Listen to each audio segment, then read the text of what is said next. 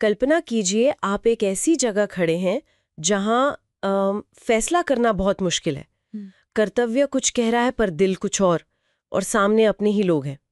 ये एहसास भगवत गीता के पहले अध्याय के एक खास श्लोक में गूंजता है। हाँ बिल्कुल। तो आज हम सीधे कुरुक्षेत्र के मैदान से उसी श्लोक 35वें श्लोक पर एक गहरी नजर डालेंगे। हाँ, और हमारे पास जो नोट्स वगैरह हैं वो इसी श्लोक की परतें खोलते हैं। मकसद यही है कि अर्जुन के मन में जो चल रहा था, वो तीव्र संघर्ष, वो उलझन, उसे समझे। हाँ, जब वो अपने ही रिश्तेदारों गुरुओं के खिलाफ खड़े थे, मतलब कर्तव्य, भावनाएं, युद्ध की कीमत, सब कुछ उलझा हुआ था। बिल्कुल। तो चलिए श्लोक देखते हैं। अध्याय 1 श्लोक 35। हाँ, श्लोक है अपि त्रैलोक्य राज्यस्य हेतो किम नु मही कृते निहत्य धार्तराष्ट्रान्नः का प्रीति स्यात् जनार्दन। इसका मतलब क्या है ये?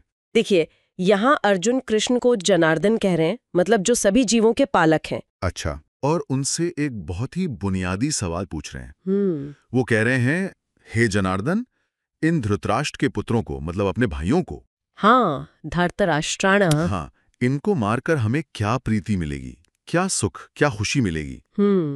और वो आगे कहते हैं, सिर्फ इस धरती के राज्य के लिए ही नहीं, मही कृते, हाँ, मही कृते, बल्कि अगर तीनों लोकों का राज्य भी मिल रहा हो, त्रैलोक के राज्यस्य, तो भी मैं इन्हें मारना नहीं चाहता। अरे ये तो बहुत बड़ी बात है। मतलब सिर्फ दुनिया का राज नहीं, स्वर्ग और बाकी लोगों का ऐश्वर्य भी, उसे भी ठुकरा रहे हैं। बिल्कुल, ये त्याग सिर्फ एक राज्य का नहीं है, ये तो मतलब अकल्पनीय सत्ता का त्याग है। हाँ, तो यहाँ सिर्फ हार जीत या नुकसान का डर नहीं है, कुछ और है, कुछ बहुत गहरा। सही कहा। और वो जनार्दन संबोधन वो भी देखिए, जीवन देने वाले से ही पूछ रहे हैं कि जीवन लेना क्यों सही है। ये तो है। और फिर वो शब्द प्रीति, हाँ, इस पे थोड़ा रुकना चाहिए। कुछ विश्लेषण कहते हैं कि ये सिर्फ आम खुशी या सुख नहीं है। अच्छा, तो फिर क्या है?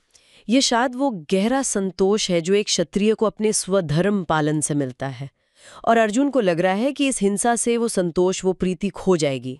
हाँ, मतलब आंतरिक शांति का सवाल है ये, भारी जीत का नहीं। बिल्कुल अंदर की बात है। और ये बात और वजनदार हो जाती है जब हम देखते हैं कि अर्जुन उन्हें दुश्मन नहीं कह रहे, नहीं, वो कह रहे हैं धृतराष्ट्र के पुत्र। हाँ, ये बहुत महत्वपूर्ण है। ये उनके पारिवारिक रिश्ते को दिखाता है, अपने खून का संबंध। ये कोई अजनबी सेना नहीं है, ये तो उनके भाई हैं, ताऊ के बेटे हैं। हाँ, बिल्कुल। और यहीं से युद्ध की जो मानवीय कीमत है वो सामने आती है, सीधे सीधे। यही वो नैतिक जटिलता उभरती है।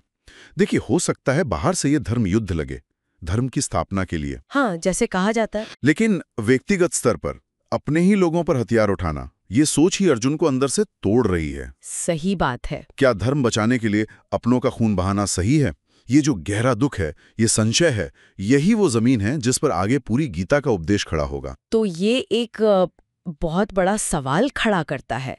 क्या ये सिर्फ मोह है जैसे कुछ लोग कहते हैं, या ये वाकई एक गहरे नैतिक संकट की निशानी है? ये बहस का मुद्दा रहा है हमेशा से। तो कह सकते हैं कि ये श्लोक सिर्फ एक योद्धा की उलझन नहीं है। नहीं, बिल्कुल नहीं। ये तो कर्तव्य और हमारी अपनी अंदरूनी नैतिकता, हमारी भावनाओं के बीच का वो संघर्ष है जो हमेशा से चला आ रहा है।